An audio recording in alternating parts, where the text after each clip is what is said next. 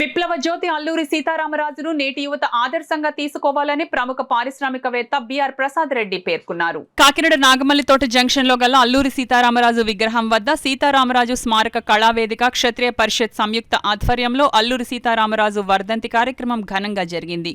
కార్యక్రమానికి సీతారామరాజు స్మారక కళావేదిక సంఘం కార్యదర్శి పంపన దయానందబాబు స్వాగతం పలికారు. సంఘం అధ్యక్షులు కర్రి అచ్యుతరామారెడ్డి అధ్యక్షత వహించగా పారిశ్రామికవేత్త బిఆర్ ప్రసాద్ రెడ్డి ముఖ్య అతిథిగా గణపతిరాజు, జోగి జగన్నాథరాజు విశిష్ట అతిథిగాను, క్షత్రియ పరిషత్ అధ్యక్షులు అడ్డూరి రామకృష్ణ భాస్కర్ రాజు, బుజ్జిరాజు, సంస్థ గౌరవ అధ్యక్షులు కర్రి భామిరెడ్డి గౌరవ అతిథులుగా పాల్గొన్నారు.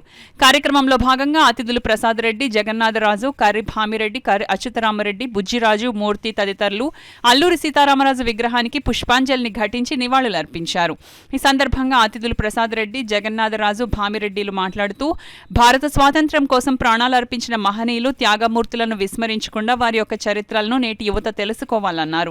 ఈ కార్యక్రమంలో ఎస్వివి ఎస్ఎన్ మూర్తి, SVR Bapiraju, బాలప్రకాష్, TVV SN Reddy, రాజు, బాను, శ్రీనివాసరావు, మూర్తి, ప్రసాద్, రామకృష్ణ, దక్షిణామూర్తి, చార్మినార్ వర్మ, నారాయణరాజు, సత్యనారాయణరాజు, రమణయ్యరాజు, వర్మ, ఎస్వి రమణ, భానుప్రకాష్, సోమయాజులు, శాస్త్రి, సత్యమూర్తి, మురళి తదితరులు పాల్గొన్నారు.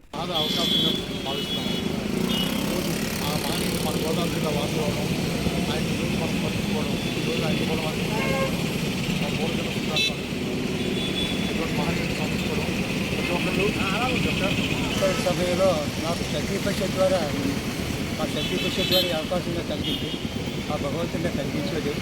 తర్వాత కొంతకాలంలో నేను ఇందులో పాలు పంచుకోలేకపోయాను.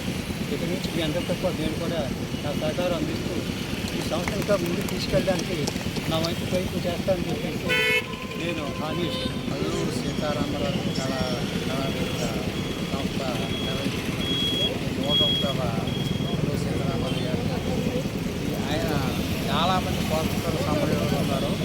ఆయన అతి నిస్వార్థంగా చేసిన కృషి అంటే నేను కొంతమంది గురించి తగిన విషయాల గురించి తెలుసుకుని ఆయన అతి నిస్వార్థంగా చేశారు.